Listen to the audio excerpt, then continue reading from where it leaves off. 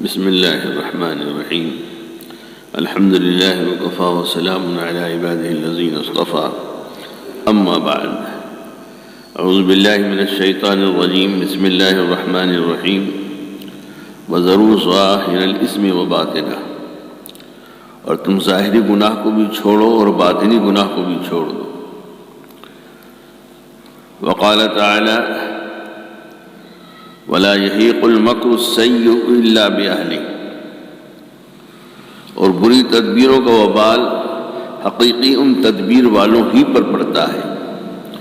من يعمل سوءا يجزى به، جو شخص کوئی برا کام کرے گا وہ اس کے عوض سزا دیا جائے گا.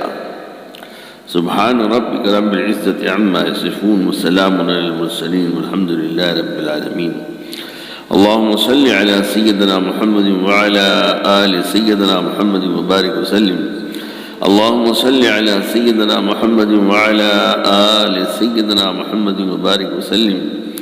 اللهم صل على سيدنا محمد وعلى آل سيدنا محمد وبارك وسلم. گناہ کس چیز کو کہتے ہیں؟ کس چیز کا نام ہے گناہ؟ اللہ عز و جل قرآن کریم میں ارشاد فرما رہا ہے: وَذَرُوا ظَاهِرَ الْإِثْمِ وَبَاطِنَهُ، چھوڑ دو وہ گناہ جو تم ظاہر میں کرتے ہو، کھلم کھلا کرتے ہو، یا چھپے ہوئے کرتے ہو. گناہ کہتے ہیں کوئی بھی کام کتاب و سنت کے خلاف، کوئی بھی کام کتاب و سنت کے خلاف کرنا، اللہ رب العزت کے حکم مبارک کو توڑنا اور نبی علیہ السلام کی مبارک سنت کو چھوڑنا، اس کو گناہ کہتے ہیں. اللہ کے حکم کو توڑنا، نبی صلی اللہ علیہ وسلم کی سنت کو چھوڑنا، اس کا نام گناہ ہے. ہمیں اس بات کا حکم دیا جا رہا ہے کہ گناہ جو ہم ظاہر میں کرتے ہیں یا چھپے ہوئے کرتے ہیں، ہم ان تمام گناہوں کو چھوڑ دیں. جو گناہ ہم ظاہر میں کرتے ہیں اور جو چھپے ہوئے کرتے ہیں، ایک تو یہ گناہ ہے کہ سب کے سامنے کر رہے ہیں، اور ایک گناہ ایسا ہے کہ چھپ کے کر رہے ہیں. جوا کھیل رہے ہیں، چھپ کے کر رہے ہیں. شراب پی رہے ہیں، شراب خانے میں جا رہے ہیں، گھر لا کر کے پی رہے ہیں جی. اور بھی برے کام ہیں، اور بہت سے ایسے جو کھلم کھلا کرتے ہیں جی. نماز نہیں پڑھ رہے، کھلم کھلا ہزاروں لوگ دیکھ رہے ہیں، ہزاروں مسلمان باخبر نہیں کہ دیکھو نماز پڑھنے نہیں جا رہا مسلمان.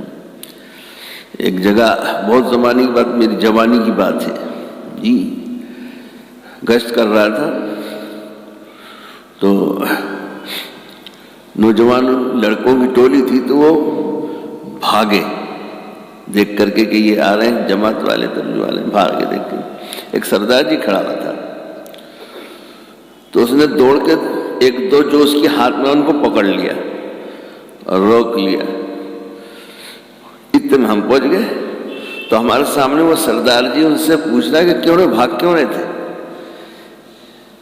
یہ کون چور ہیں، ڈاکو ہیں، تمہیں مارتے لوٹ لیتے، کیا تھے، کیوں بھاگے؟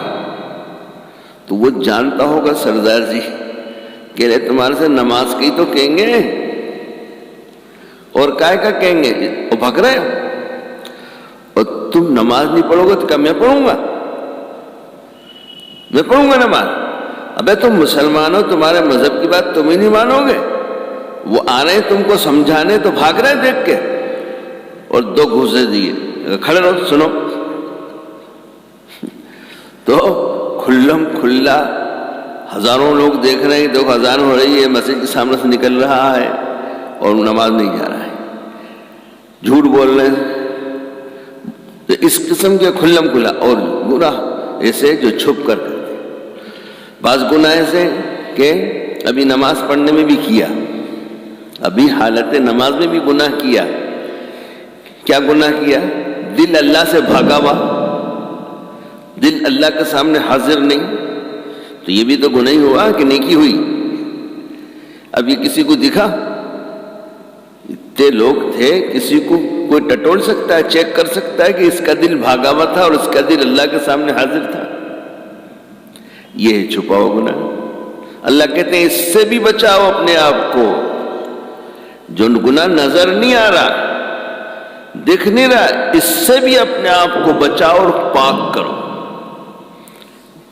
کسی کے بارے میں یہ ہوا کہ سارے یہ اتنے اچھے کپڑے پہن کے پھر رہا ہے، خدا اس کا بیڑا غرق کرے اور اس کی آمدنی کم ہو، اس کے مال میں آگ لگے، جی یہ کیا نیکی ہے؟ جی یہ گناہ، یہ کہاں ہے؟ اندر۔ 100 آدمی کے بیچ میں ہو تو یہ اس کے اندر کا جو جذبہ خیال آیا ہے، حسد پیدا ہوا، کسی کو پتہ چل سکتا ہے؟ اللہ جانتا ہے اور یہ خود جانتا ہے۔ اللہ کہتا ہے اس سے بھی بچاؤ اپنے آپ کو، یہ بھی گناہ ہے۔ کھلم کھلا گناہ سے تو بچاتے ہو شرم سے، جی لحاظ سے، یہ گناہ میں نہیں جانتا ہوں، کوئی نہیں جانتا، اس سے بھی اپنے آپ کو پاک کرو، اس سے بھی اپنے آپ کو بچاؤ۔ یہ ہے اللہ عز و جل کا مطالبہ مجھ سے، آپ سے، ہر مسلمان سے، ہر ایمان والے سے۔ تو ہمیں حکم دیا چھوڑ دو وہ گناہ جو تم ظاہر میں کرتے ہو یا چھپے ہوئے کرتے ہو، اور جب تک کہ یہ چیز نہیں آئے گی، جب تک ایمان کامل ہی نہیں، کامل ایمان ہی نہیں ہے، کامل مسلمان نہیں ہے، کچا ادھورا مسلمان ہے، کچا ایمان ہے، ناقص ایمان ہے۔ جب دونوں طرف سے یہ جو میں نے 2-3 مثالیں دیں، ان گناہوں سے بھی بچے گا، اور ان گناہوں سے بھی، دکھنے والے گناہ سے بھی اور پردے والے گناہ سے بھی بچے گا، تب ایمان کامل ہوگا، تب یہ دل صاف ہوگا، باطن صاف ہوگا، پھر اللہ کی محبت دل کے اندر داخل ہوگی، پھر اللہ کی معرفت حاصل ہوگی، پھر نماز کے اندر روحانیت ہوگی، نماز میں جان ہوگی، پھر کوئی بھی حاجت ہوگی 2 رکعت پڑھے گا، اللہ کے سامنے ہاتھ اٹھائے گا، کام بن جائے گا، کام بن جائے گا۔ جی ہمیں تمہیں جتنا اپنی جیبوں پر اور اپنے بینک بیلنس پر جتنا اعتماد اور یقین ہے، ٹٹول لو اپنے آپ کو۔ اتنا نماز پر ہے، جی اتنا نماز پر اعتماد اور یقین ہے، ارے کیا گھبرانے کی بات ہے، کیا پریشانی کی بات ہے؟ ابھی مسجد میں جاؤں گا، یہ گھر جاؤں گا، وضو کروں گا، 2 رکعت صلاۃ حاجت پڑھ کے اللہ سے کہہ دوں گا، اللہ سے مانگوں گا، کام بن جائے گا۔ ہے ایسا یقین؟ صحابہ کرام رضوان اللہ تعالی علیہم اجمعین، تابعین، تبع تابعین، اولیاء کرام، مشائخ اعظام، ان کو یہ نوٹ جو ہمارے پاس ہے نا، بیلنس، اس سے زیادہ ان کو اعتماد نماز پر، اس پر ان کا یقین۔ اس لیے جب بھی جو کوئی آیا 2 رکعت نماز پڑھی، ہو گیا کام، اللہ سے مانگا، کام بن گیا۔ جیسے آپ کی تجوری میں، آپ کی گودریج میں، لاکر میں پیسے رکھے، کوئی آ گیا مسئلہ، کھولا نکالا، کوئی ٹینشن ہی نہیں، کوئی فکر الجھن ہی نہیں طبیعت میں کہ کیا کروں گا، کیسے کروں گا، کتنی آسان ہے، اس لیے کہ ہے دیا۔ ایسے ہی نماز، جی وضو کیا، 2 رکعت صلاۃ پڑھی، اللہ سے ختم کر، بس۔ لیکن یہ کون کر سکتا ہے؟ جس کی نماز میں ایسی روحانیت ہوگی، جس کو اپنی نماز پر ایسا اعتماد اور یقین ہوگا، وہی تو کرے گا۔ ہم مقدمہ ہوتا ہے تو وکیل کے پاس دوڑتے ہیں، تھانے پہ بھاگتے ہیں، رشوت 1000 روپیہ دیتے ہیں، لاکھوں روپیہ مقدمے میں خرچ کرتے ہیں۔ مسجد میں کوئی آتا ہے، رسمی دعا، اللہ مولانا دعا کر دینا، مقدمے میں پھنس گیا ہوں، بیٹا کو حوالات میں بند کر دیا ہے، ضمانت نہیں ہو رہی ہے، رسمی چیز ہے۔ ابے بھائی تیری نماز میں وہ روح کہاں ہے، وہ روحانیت کہاں ہے؟ کہاں سے ہوگا، کہاں سے قبول ہوگی؟ صحابہ کرام رضوان اللہ تعالیٰ اجمعین کو جب اللہ کے رسول معراج سے تشریف لائے اور کہا کہ یہ 5 وقت کی نماز اللہ نے تحفے میں عطا کی ہے، فرض کر دی گئی. صحابہ کو عید سے زیادہ خوشی تھی. کسی کو 50 سال کی عمر میں کسی کی اولاد ہو جائے کتنا خوش ہوگا، اور وہ بھی بیٹا ہو جائے کتنا خوش ہوگا. اس سے بھی کئی گنا زیادہ صحابہ کو اس وقت خوشی ہوئی جب نبی کریم صلی اللہ علیہ وسلم نے یہ خبر دی کہ اللہ نے مجھے تحفے میں معراج میں امت کو 5 فرض نمازیں دی ہیں. یہ ہے، اس سے زیادہ خوشی صحابہ کو ہوئی، اور کہتے تھے اب تو کوئی فکر کی بات نہیں، کوئی ٹینشن نہیں، کوئی بھی حاجت ہوگی، کوئی بھی مسئلہ ہوگا 2 رکعت پڑھیں گے اللہ سے کہیں گے، 2 رکعت پڑھیں گے اللہ سے کہیں گے. یہ تھا صحابہ کا. تمہیں مجھے ہے ایسا جی، اس لیے کہ باطن کے گناہوں سے تو بچ نہیں رہے جی. ہم نے ٹوپی جی، عمامہ، داڑھی، کرتا پاجامہ، عالمانہ بزرگانہ لباس، ظاہر حلیہ اختیار کر رکھا ہے. یہ بھی اللہ کی نعمت ہے، یہ بھی معمولی چیز نہیں ہے، یہ بھی اللہ کی. لیکن لوگ ہم کو فرشتہ سمجھتے ہیں، لیکن میں کیا ہوں یہ تو میرا اللہ جانتا ہے اور میں جانتا ہوں. یہ تو ان کی ایک صفت ہے، ان کے ناموں میں کہ ایک نام ہے ستار. ستار کے معنی پردہ پوشی کرنے والا، چھپانے والا. اس لیے میرے پاس کیا گناہوں کا انبار ہے آپ جانتے ہیں، آپ کے پاس کیا ہے میں جانتا ہوں. اس رب نے پردہ ڈال رکھا ہے، چھپا دیا ہے. اس لیے کسی کو پتہ نہیں. اس لیے حضرت ہاتھ چوم رہے ہیں، مصافحہ کر رہے ہیں، سن رہے ہیں. اگر وہ سارے کھوٹے کرم، وہ کھوٹے کرتوت معلوم ہو جائے تو آپ بیٹھیں گے میرے پاس، کوئی سنے گا؟ صورت دیکھنے بھی پسند نہیں کریں گے، شکل دیکھنے بھی پسند نہیں کریں گے.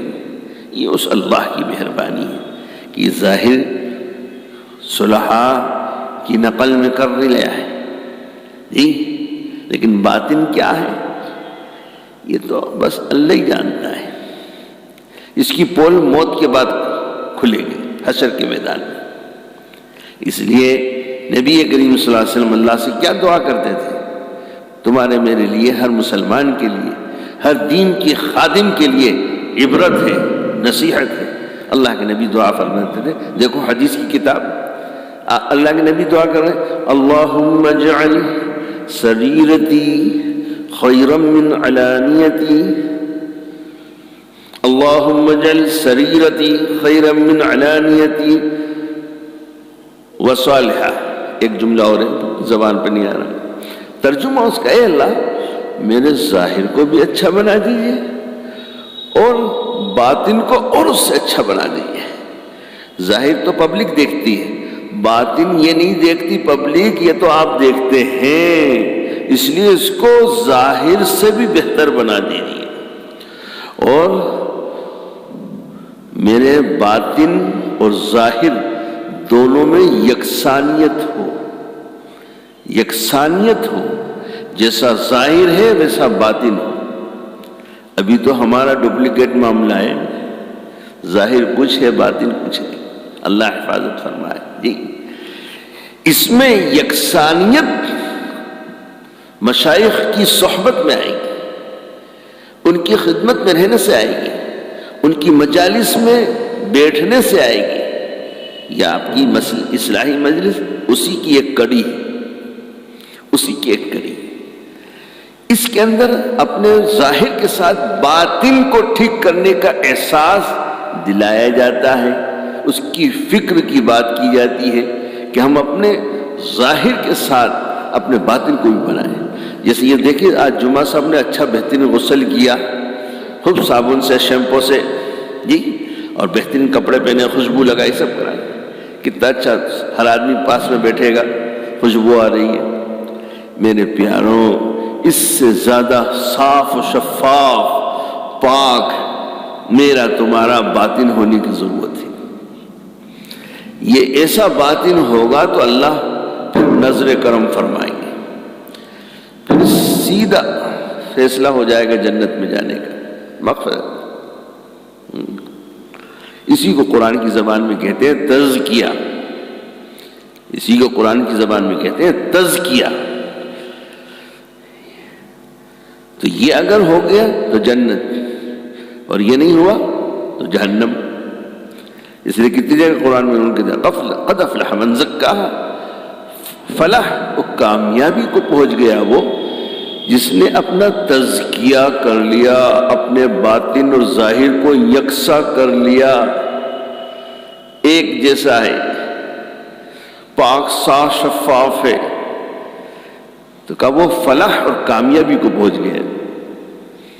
اور وہ فلاح کامیابی کیا ہے؟ جہنم سے حفاظت، جنت کا مل جانا، دنیا کے اندر بھی آفتوں سے بچ جانا، جی یہ ہے وہ فلاح۔ تو جب نماز، تو میں یہ کہہ رہا تھا کہ ہمیں نماز پہ ایسا اعتماد ہے، ایسا یقین ہے۔ حضرت عالمگیر رحمۃ اللہ علیہ جب چھوٹے تھے پڑھتے تھے، اللہ، شاہ جہاں ان کا باپ تھا، وہ بادشاہ تھا، تو یہ اس زمانے کے بڑے محدث تھے، بہت بڑے بزرگ تھے، ملا جیون رحمۃ اللہ علیہ، بڑے بڑے حضرات ان سے پڑھتے تھے، اور بڑے بڑے نامور لوگ ان سے، ان کے شاگرد تھے، غالباً ان کے پاس پڑھتے تھے۔ بادشاہ کو ضرورت پڑتی تھی تو مسائل پوچھتا رہتا تھا، تو کوئی ایک دو مسئلے جو ہے بادشاہ کے مزاج کے خلاف ہو گئے، جو چاہتا تھا وہ جواب نہیں ملا۔ اب اللہ والے تو جو شریعت کی بات ہوگی وہ کہیں بتائیں گے، ہو بادشاہ تو ہوا کرو، آپ کو پسند آئے نہ آئے۔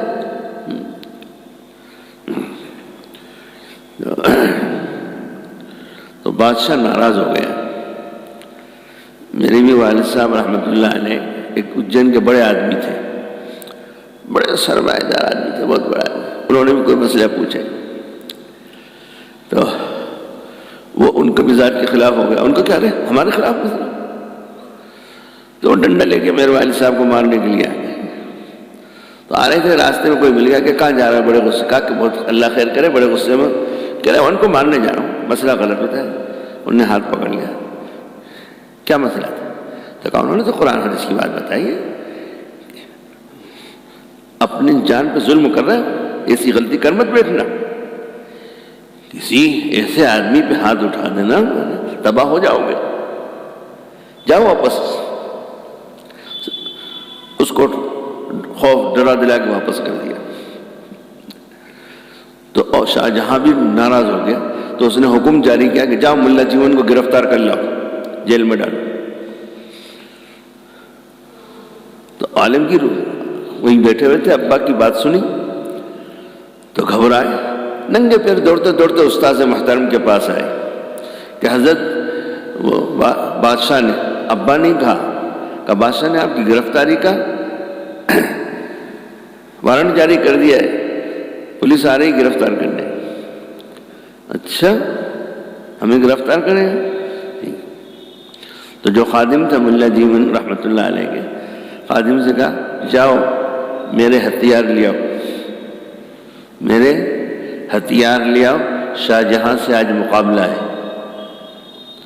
تو آپ سمجھ رہے ہوں گے کہ تلوار، نیزہ، کوئی بڑا چھری، گپتی،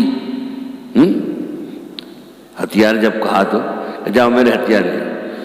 اب عالمگیر نے سنا کہ استاذ محترم نے ہتھیار اٹھانے کا حکم دے دیا ہے، تو پھر وہاں سے دوڑے ننگے پیر۔ وہ کہا ابا جان تباہ ہو جاؤ گے، پوری حکومت کا تختہ اڑ جائے گا، استاذ محترم نے ہتھیار منگا لیے ہیں، خیریت چاہتے ہو جلدی جاؤ دوڑ کے معافی مانگ لو۔ تو بادشاہ سمجھتا تھا کہ کون ہے وہ، کیا ان کی حیثیت اور کیا مقام ہے، جانتا تھا، لیکن ایک آدمی کو گرمی ہوتی نا، مال کی، عہدے کی، خاندان کی، جوانی کی، زوم ہوتا، گرمی ہوتی، نشہ ہوتا ہے، تو بادشاہ نے نشے میں گرفتاری کا آرڈر جاری کر دیا، لیکن جانتا تھا کہ ان کا اللہ سے کیا معاملہ ہے، وہ کیسا ولی کامل ہے۔ جانتا تھا. تو جب عالمگیر نے کہا کہ بچانا چاہتے ہو حکومت کو اور اپنے کو، جلدی جا کے معافی مانگ لیجیے، ہتھیار منگا لیے. اب خادم کیا ہتھیار لینے گیا ہے؟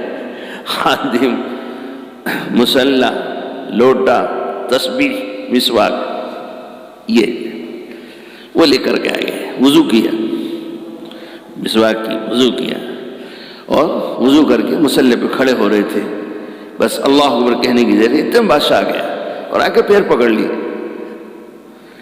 پیر پکڑ لیا، کہا حضور غلطی ہو گئی، خدا کے لیے معاف کر دیجیے، آئندہ ایسی گستاخی نہیں کروں گا. کہا نہیں، آج تیرا ہمارا فیصلہ ہو جاتا ہے، آج ہمارا تیرا فائنلی کر دیتے ہیں، مقابلہ یہ تیرا. رونے لگا، گڑ گڑا رہا، پیر پکڑے ہوئے. آخر بہرحال اللہ والے رحم دل بھی ہوتے ہیں، چھوڑ دیے. سمجھا؟ تو کیا کرنے والے تھے وہ؟ اللہ اکبر کے 2 رکعت پڑھنے والے تھے. اللہ اکبر کے 2 رکعت کہنے والے، جانتا تھا کہ 2 رکعت کے بعد جو ہاتھ اٹھا دیا انہوں نے، تباہ ہو جاؤں گا. تو یہ کون کر سکتا ہے؟ جس کو اپنی نماز پر اعتماد ہوگا اور جس کی نماز اس قابل ہوگی. میری تمہاری نماز سر کا درد ہی دور نہیں ہو رہا بابا، تو کیا کام ہوگا؟ اس لیے کہ یہ نماز میں روحانیت ہی نہیں ہے. گندگی، دل کی گندگی کے ساتھ، باطن کی گندگی کے ساتھ یہ نماز ہے. کام. اس لیے علامہ اقبال نے کہا، کبھی قبلہ رخ جو کھڑا ہوا، کبھی قبلہ رخ جو کھڑا ہوا تو حرم سے آنے لگی صدا. کبھی قبلہ رخ جو کھڑا ہوا تو حرم سے آنے لگی یہ صدا. تیرا دل تو ہے شنم آشنا، تیرا دل تو ہے شنم آشنا، تجھے کیا ملے گا نماز میں. صنم بت کو کہتے ہیں. تو کہا تیرا دل تو بتوں میں پھنسا ہوا ہے. مال یہ ایک بت ہے، نفسانی خواہش یہ ایک بت ہے، غرور تکبر یہ ایک بت ہے. تو تیرا دل تو ان میں الجھا ہوا ہے، تو تجھے نماز میں کیا ملے گا؟ کبھی قبلہ رخ جو کھڑا ہوا تو حرم سے آنے لگی یہ صدا. تیرا دل تو ہے صنم آشنا، تجھے کیا ملے گا نماز میں. تو میری تمہاری نماز ایسی ہے جی. تو کیا ہو رہا ہے سب اپنی جانتے. تو نماز جب دل پاک ہوگا، باطن پاک ہوگا، اسی لیے تو اللہ نے حکم دیا وہ ضرور ظاہر الاسم و باطن، ظاہری گناہ سے بھی بچاؤ اور باطنی چھپے ہوئے گناہوں سے بھی بچاؤ. تب تمہارا ایمان کامل ہوگا، تب تمہارا باطن صاف شفاف صاف ستھرا ہوگا، میرے سامنے کھڑے ہونے کے قابل ہوگے اور تم اس قابل ہوگے کہ اب میں تمہاری طرف توجہ دوں، اب تمہاری طرف توجہ کروں. سبحان اللہ. دیکھیے 30ویں پارے کی سورہ فجر ہے، اس میں اللہ فرماتے ہیں یا ایھا النفس المطمئنہ. 3 نفس کی 3 کنڈیشن ہے. ایک نفس امارہ ہے، ایک نفس لوامہ ہے، اور ایک نفس مطمئنہ ہے. نفس امارہ جو ہے، وما ابرئ نفسی ان النفس لامارۃ بالسوء الا ما رحم ربی. کہ یہ نفس جو ہے نا، نفس امارہ، یہ تو برائی کی طرف دھکیلے گا. اس نے تو طے کرا کہ بابا اچھے کی طرف لے جانے کے نہیں تجھے. یہ پہلے درجے کا ہے نفس امارہ. اب اگر اس کی تربیت، اس پر محنت نہیں کی تو یہ ایسے ہی رہے گا. کتنی سنو دین کی بات، قرآن حدیث کی بات، کوئی اثر نہیں ہوگا. جس کو ہم لوگ کہتے ہیں چکنے گھڑے پہ پانی نہیں ٹھہرتا. نفس امارہ کا غلام بن کے جی رہا ہے. دوسری لفظ لوامہ، کہ کچھ بزرگوں کی دعائیں، کچھ خیر کی مجلسوں سے تھوڑا نرم ہوتا ہے، اس میں مضبوطی نہیں، پائیداری نہیں ہے. کبھی پڑھی نماز، کبھی چھوڑ دی، بخار آ گیا، نزلہ ہو گیا جی، کوئی دوست آ گیا، کوئی گراہک آ گیا، کوئی ہو گیا، چلو پڑھ لیں گے بھٹے میں. اندر سے وہ کہتا ہے ابے کیوں چھوڑا، ٹائم پہ کر لے. دو. اور تیسرا نفس مطمئنہ، یہ آخری درجہ ہے لیکن ہے ایک پہلا درجہ کہ وہ اتنی محنت، تزکیہ ہو جاتا ہے اس کے قلب کا، اس کے باطن کا تزکیہ ہو جاتا ہے، نفس کا تزکیہ ہو جاتا ہے، قلب کا تصفیہ ہو جاتا ہے. تزکیہ نفس کا اور تصفیہ قلب کا، یہ اگر ہو جاتا ہے تو پھر نفس امارہ بھی ختم ہو جاتا ہے، لوامہ بھی ختم ہو جاتا ہے، مطمئنہ ہو جاتا ہے، خیر ہی کی طرف دھکیلے گا، خیر کی طرف رہنمائی کرے گا، خیر کی طرف ہی چلائے گا، نافرمانی سے، گناہ سے، معصیت سے بچائے گا. جب نفس مطمئنہ تزکیے کے ذریعے نفس مطمئنہ بن جائے گا، تزکیے باطن کے ذریعے سے، تو پھر اللہ کہتا ہے کہ اب تو اس قابل ہوا کہ میں تجھ سے مخاطب ہوں، میں تجھ سے بات کروں، میں تجھ سے مخاطب ہوں، اب تو اس قابل ہوا. تو ہم تو پہلے ہی نمبر میں پھنسے ہوئے ہیں، تو اللہ ہم سے کیا مخاطب ہوگا، کیا بات کرے. جیسے بہت سے ایسے لوگ ہوتے ہیں، ارے میں اب جاؤ، میں آپ سے بات کرنا نہیں چاہتا. کوئی بیچارہ غریب ہو، کمزور ہو، بڑھا حالا ہو، جس سے عداوت ہو، نفرت ہو، میں آپ سے آپ کی شکل دیکھنا نہیں چاہتا، بات تو دور کی بات، جائیے. وہ نہیں جائے گا تو ہم خود چل دیں گے، اٹھ کے دروازہ بند کر لیں گے. اور کوئی جگری دوست آ جائے، آئیے آئیے آئیے، بیٹھیے، صوفے پہ بٹھائیں گے، پنکھا چلائیں گے، اے سی چلائیں گے، کولر چلائیں گے، ناشتہ کریے، پانی پیجیے، کھانا کھائیے، آرام کریے. چونکہ ہمیں اس سے محبت ہے، ہم اس سے مطمئن ہیں. یہ آپ کا حال ہے اس کے ساتھ، اور جس کو آپ چاہتے ہیں، جس کی طرف سے آپ کا دل صاف ستھرا ہے، نفرت کے بجائے محبت ہے، عداوت کے بجائے محبت ہے، اس کے ساتھ یہ. اور جس سے نفرت ہے، آپ کو عداوت ہے، آپ اس کی شکل دیکھنا نہیں چاہتے، بات تو سننا دور کی بات ہے. اللہ بھی اس کا بھی معاملہ ہے، جس کا باطن گندا، جس کا دل گندا، اللہ اس کو اس سے بات کرنا بھی نہیں چاہتے، اس سے مخاطب نہیں ہوتے. اس لیے قرآن نے کہا، اللہ نے کہا یا ایتھا النفس المطمئنہ. جب نفس مطمئنہ جن کا ہو جاتا ہے تو اللہ ان سے مخاطب ہو رہا ہے، اللہ ان سے مخاطب ہو رہا ہے، ان سے بات کر رہا ہے، اور ان کو بشارت دے رہا ہے، خوشخبری دے رہا ہے. کیا کہہ رہا ہے؟ ارجعی، لوٹ جا. موت کے وقت اللہ اس سے بات کرتا ہے، موت کے وقت اللہ اس سے مخاطب ہوتا ہے. ارجعی الی ربک، اپنے رب کی طرف لوٹ جاؤ.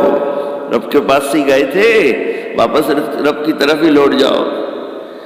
ارجعی الی ربک، اور اس حال میں لوٹ رہے ہو تم راضیۃ مرضیہ، وہ رب تجھ سے راضی ہے، اب تو راضی ہو جا رب سے. وہ میں تیرا رب راضی ہوں، اب تو مجھ سے راضی ہو جائے. الی ربک راضیۃ مرضیہ. اور آگے پھر مخاطب ہو رہے ہیں، بات کر رہے ہیں، تسلی دیتے ہیں. جیسے بچوں کو تسلی دیتے، اب کہاں جا رہے ہیں ابا؟ بمبئی جا رہا ہوں. کب آؤ گے؟ 10 دن میں آؤں گا. رونے لگتا ہے بچہ، منہ بناتا ہے، اس کو تسلی، نہیں جلدی آ جائیں گے، اب تمہیں یہ چیز دیں گے، دیکھو یہ مٹھائی لائیں گے تمہارے لیے، یہ کھلونے لائیں گے، یہ لائیں گے. اچھا تم بتاؤ اور کیا لائیں؟ اب بہلاتے ہیں نا اس کا دل، اس کے غم کو ہلکا کرتے ہیں. اللہ بھی کہ غم مت کر، یہ بیوی بچے مکان سب چھوٹ رہا، دنیا چھوٹ رہی نہیں. ارے تو اس حال میں تیرے رب سے ملاقات کر رہا ہے، تیرے رب تو اس سے راضی ہے، تو بھی راضی ہو جائے۔ اب آگے وہ بچے کی طرح جیسے آپ اس کو بہلا رہے ہیں، اس کے غم کو دور کر رہے ہیں، اس کو تسلی دے رہے ہیں، اس کو خوش کر رہے ہیں، تو آگے ارشاد فرماتا فَادْخُلِي فِي عِبَادِي، نیک مطیع فرما برداروں میں ہم نے تجھے شامل کر دیا، ہو جا ان میں شامل، اطاعت گزار ہو۔ آگے اور پھر اس سے آگے کی خوشخبری وَادْخُلِي جنتی، جنت میں داخل ہو جاؤ، مغفرت کر دی ہم نے، جاؤ۔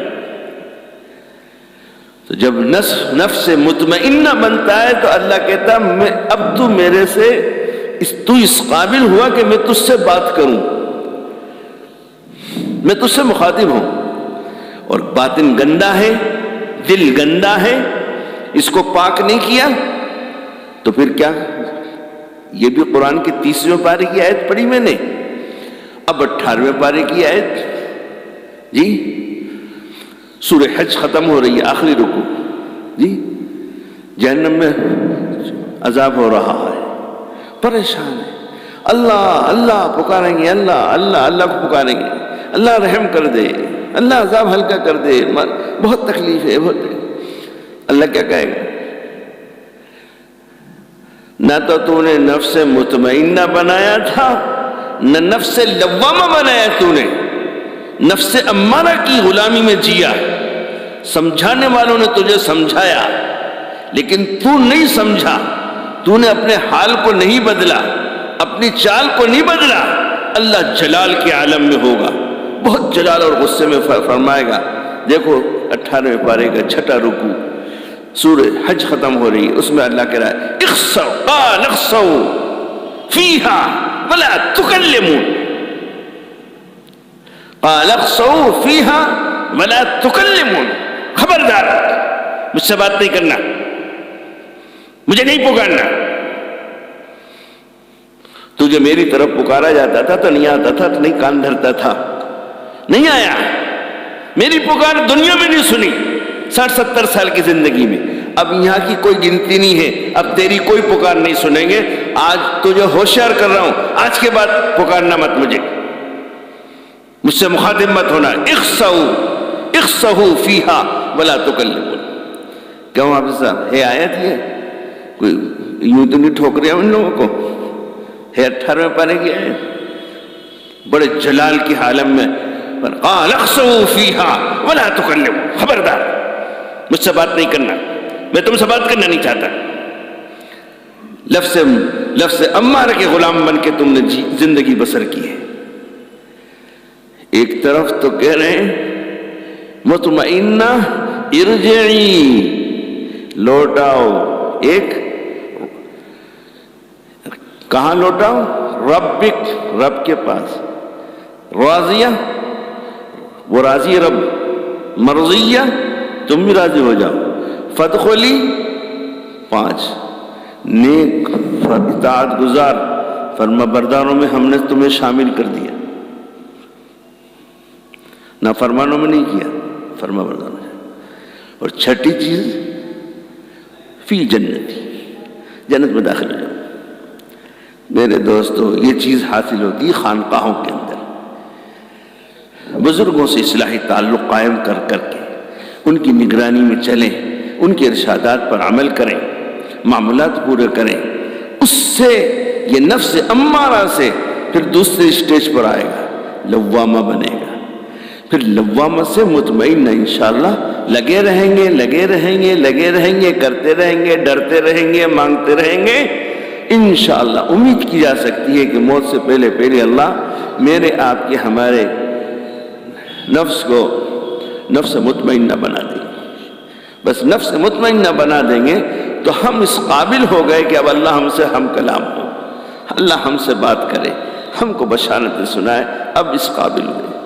اب ہم اپنے آپ ٹٹول لیں، ابھی ہم کس قابل ہیں؟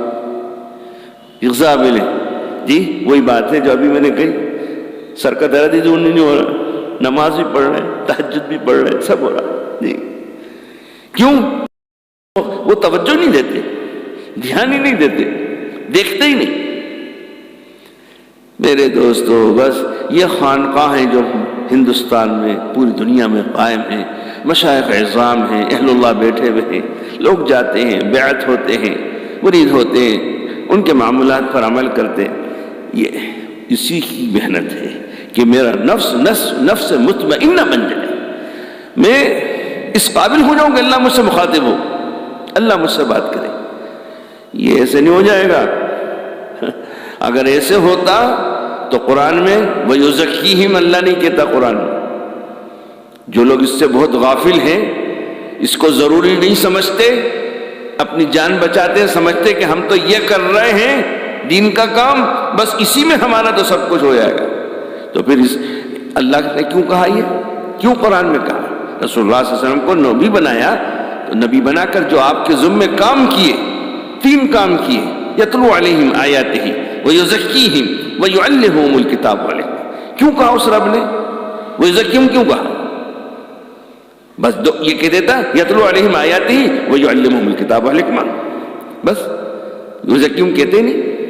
جب یزکیہم کہا ہے تو مطلب یہ کام ہے، یہ کرنا پڑے گا، کرنے سے ہوگا، اس کے بغیر یتلو علیہم آیاتہ کا جو آپ کام کر رہے ہیں، اللہ کے بندوں کو بلا رہے ہیں، اللہ کے احکامات سنا رہے ہیں، کام بنا رہے ہیں، آپ وَيُعَلِّمُهُمُ الْكِتَابَ وَالْحِکْمَہ، لوگوں کو عالم بنا رہے ہیں، حافظ بنا رہے ہیں، مفتی بنا رہے ہیں، قاری بنا رہے ہیں، آپ کے دونوں کے کام میں جان نہیں ہوگی، روحانیت نہیں ہوگی، اللہ کی یہاں قبولیت کے قابل نہیں ہوں گے۔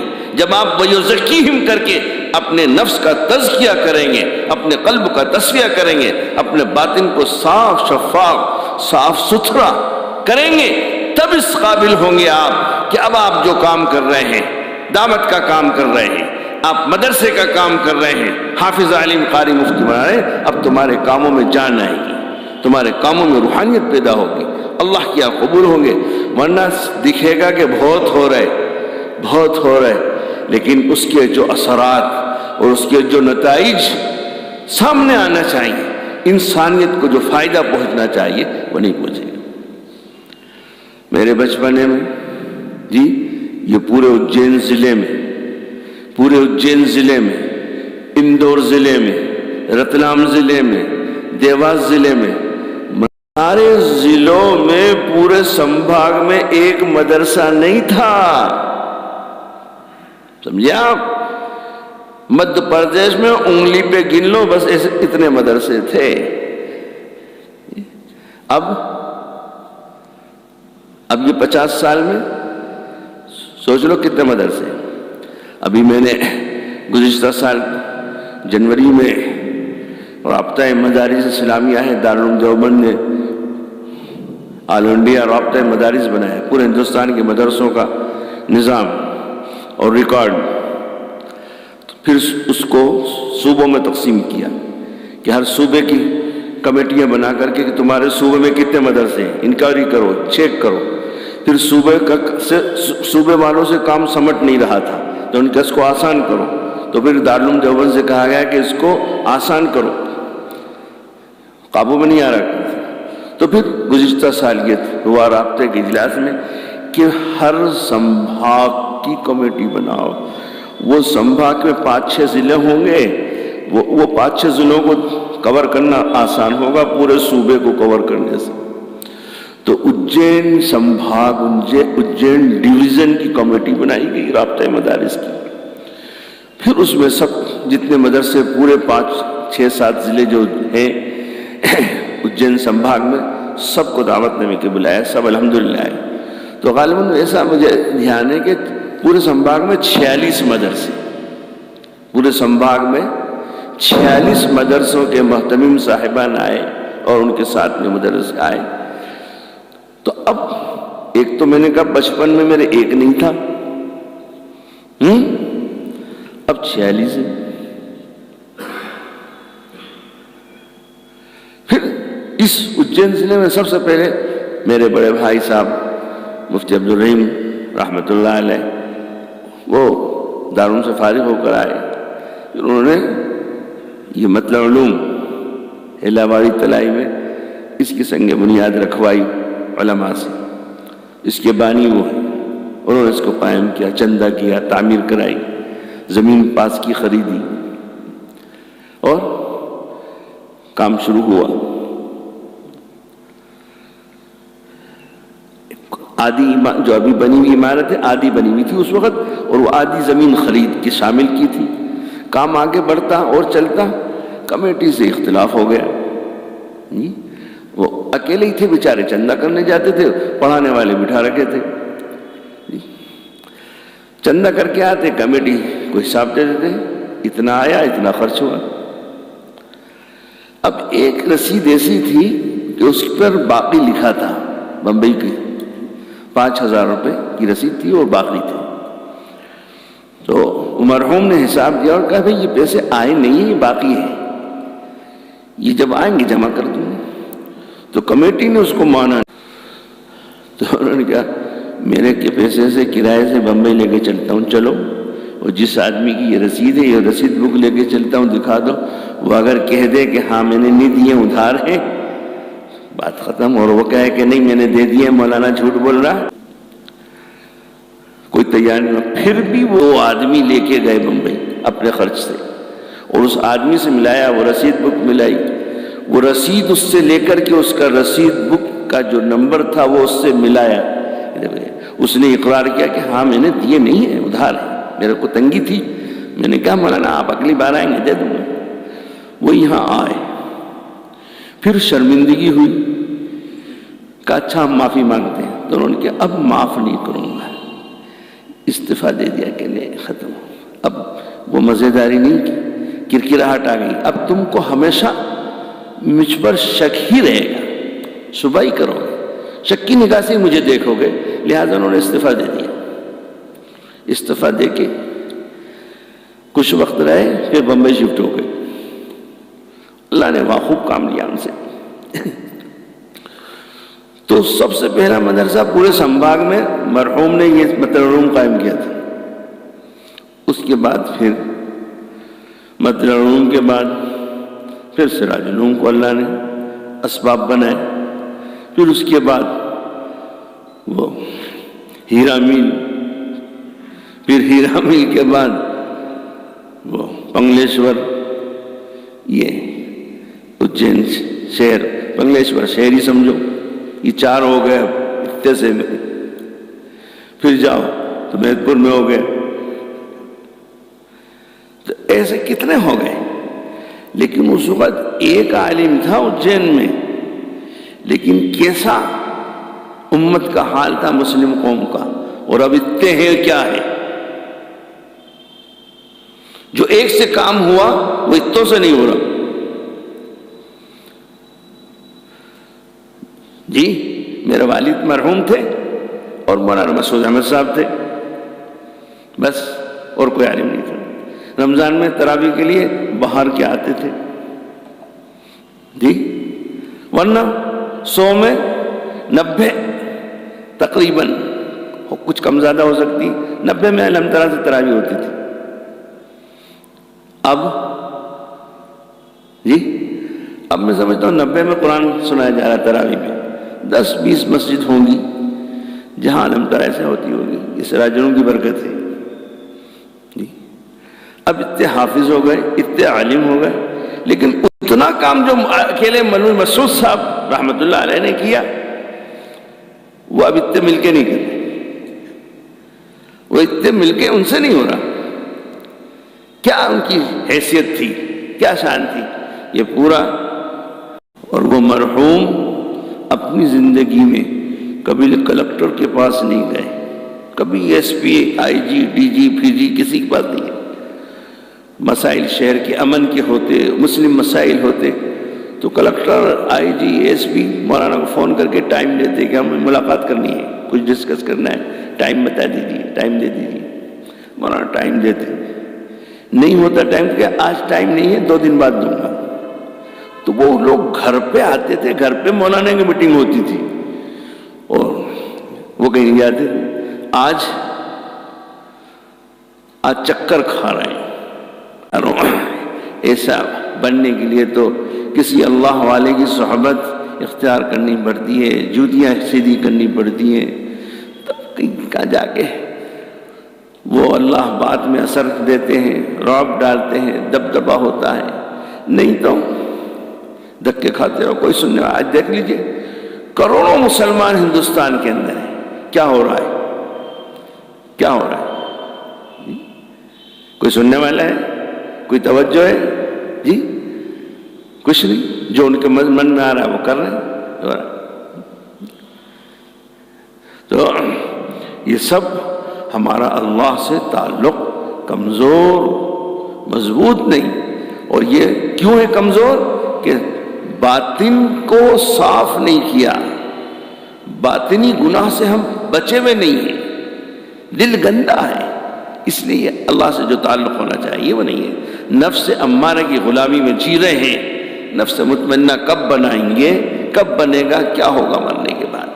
اس لیے میرے عزیزوں ضرورت ہے اس بات کی کہ میں اور آپ اپنی ذات پر ایسی محنت کریں کہ میرا نفس امارہ سے دوسری گریڈ پر آئے، دوسرے درجے پر آئے، لوامہ، پھر لوامہ سے اللہ اس کو مطمئنہ بنا دے۔ بس پھر تو وہ اللہ تم سے مجھ سے بات کرے گا، اور نہیں تو پھر جہنم میں پکارو گے تو دھتکار دیا جائے گا، للکار دیا جائے گا، چپ کر دیا جائے، چپ، کوئی بات نہیں کرے۔ پہلے تو نبی کریم صلی اللہ علیہ وسلم نے ہزاروں سال چیختے رہیں گے، کوئی سننے والے ہی نہیں ہوگا، کان دھرنے والے نہیں ہوگا، اس کے بعد سنا جائے گا تو دھتکار دیا جائے گا۔ اللہ ہماری حفاظت فرمائے۔ اس لیے یہ جو قرآن نے کہا نا، ربنا لقد من اللہ علی المؤمنین اذ بعث فیہم رسولا من انفسہم یتلو علیہم آیاتہ ویزکیہم ویعلمہم الکتاب والحکمہ هو الذی بعث فی الامیین رسولا منہم یتلو علیہم آیاتہ ویزکیہم ویعلمہم الکتاب والحکمہ ربنا وابعث فیہم رسولا منہم یتلو علیہم آیاتک ویعلمہم الکتاب والحکمہ ویزکیہم، ہر جگہ یزکیہم بنایا۔ فلا تزکوا انفسکم هو اعلم بمن اتقى، اتنی جگہ ہے لفظ تزکیہ قرآن نے کتنا لیا ہے؟ جتنا بیان قرآن نے کیا اتنا ہی ہم غافل ہیں، اتنی ہی بے توجہی۔ اس لیے ہمیں اپنے باطن پر محنت کر کے، اپنے دل پر محنت کر کے اس کو صاف ستھرا بنا اللہ سے اپنا تعلق جوڑیں گے۔ اللہ سے اپنا تعلق جوڑیں گے تو پھر نماز میں بھی روحانیت ہوگی، نماز میں بھی جان ہوگی۔ پھر تو وہ ملا جیون نے جو کہا تھا لیاؤ میرے ہتھیار، تو پھر آپ بھی ایسے ہی کہیں گے لاؤ میرے ہتھیار، اچھا لاؤ۔ ابھی کتنا کچھ ہو رہا ہے، ظلم ہو رہا ہے، لیکن اللہ ہم اس قابل ہی نہیں ہے کہ ہماری مدد کی جائے، اس قابل ہی نہیں ہے۔ سوچنے کی بات ہے کہ اللہ تو دیکھ رہا ہے نا، اللہ کو عذاب بھیج دینا چاہیے تھا، لیکن ہم اس قابل تو۔ حضرت شیخ الہند رحمۃ اللہ علیہ نے 10ویں پارے کے 3رے رکوع کی آیت کی تفسیر لکھی تو اس میں فرمایا کہ ان مادی چیزوں سے مقابلے کے لیے 2 چیزیں ہیں، یہ تو اسباب کی دنیا ہے، مادی چیزوں سے مقابلے کے لیے 2 چیزیں ہیں۔ کیا ہے؟ دشمن سے مقابلے کے لیے یا تو جی، اور اگر یہ نہیں ہے تو پھر اللہ سے تعلق ہو۔ صحابہ کرام کے پاس طاقت نہیں تھی، پہلی لڑائی، پہلا جہاد کا میدان جو طے کیا صحابہ نے 313 جنگ بدر، پہلی لڑائی، رمضان کا زمانہ اور مکے کی گرمی، رمضان کا 313 وہ 1000 ہے، چند گھوڑے ہیں سب پیدل، چند تلواریں ہیں وہ بھی بوٹھی، یہ ان کی ظاہری طاقت تھی۔ لیکن کیا ہوا؟ دنیا نے دیکھ لیا، ابو جہل جو سب کا سرغنہ سردار تھا اسی میں مارا گیا، بڑے بڑے سردار مارے گئے۔ جی اللہ نے ان نہتوں کو، جن کے پاس جسم پر کپڑے بھی نہیں تھے پورے پہننے کو، پیروں میں چپل نہیں تھے، چندے لپیٹ لیے تھے، پیر زخمی ہو گئے تو تلواریں نہیں، لاٹھی نہیں، لیکن قیامت تک کے آنے والوں کو دکھا دیا دیکھو اللہ سے تعلق تھا، روحانیت تھی، قلب اور باطن صاف ستھرا تھا، ہم سے تعلق تھا، ہم نے آسمان سے فرشتے اتار دیے، اب فرشتوں نے آ کے قتل عام کیا اور ان مٹھی بھر کو غلبہ عطا فرمایا، جیت گئے۔ تو حضرت شیخ الہند رحمۃ اللہ علیہ نے وَأَعِدُّوا لَهُم مَّا اسْتَطَعْتُم مِّن قُوَّةٍ وَمِن رِّبَاطِ الْخَيْلِ تُرْهِبُونَ بِهِ عَدُوَّ اللَّهِ وَعَدُوَّكُمْ، اس کی ذیل میں تفسیر میں حضرت نے لکھا، تحریر فرمایا کہ دو چیزیں ہیں دشمن سے مقابلے میں، یا تو ظاہری آپ کے پاس وہ اسباب ہوں جو اس زمانے کہ ان کی رحمت جوش میں آ جائے اور آسمان سے ملائکہ اتار کے آپ کی مدد کرنے، تو اب دیکھو اس وقت تو پھر ہم اللہ سے کیوں تعلق نہیں قائم کرتے؟ اللہ سے کیوں تعلق قائم نہیں کرتے؟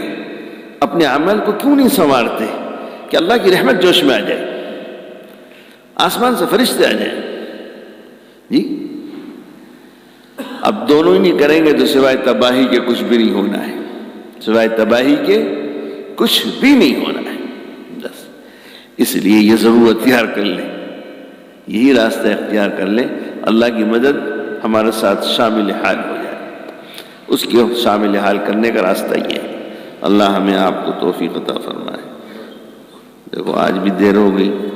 بسم اللہ الرحمن الرحیم، الحمدللہ رب العالمین، والصلاة والسلام علی رسولہ محمد وعلی آلہ واصحابہ واہل بیتہ اجمعین، یا ارحم الراحمین یا ارحم الراحمین، جزا اللہ عنا محمد صلی اللہ علیہ وسلم بما والہ صلی اللہ علیہ النبی الکریم وبارک وسلم۔ استغفر اللہ الذی لا الہ الا هو الحی القیوم واتوب الیہ۔ اللہم اغفر لنا وارحمنا وتب علینا انک انت التواب الرحیم۔ یا رب صل وسلم دائما ابدا علی حبیبک خیر الخلق کلہم۔ سبحان اللہ وبحمدہ، سبحانک اللہم وبحمدک، نشہد ان لا الہ الا انت نستغفرک ونتوب الیک۔ سبحان ربک رب العزۃ عما یصفون وسلام علی المرسلین، الحمد للہ رب العالمین۔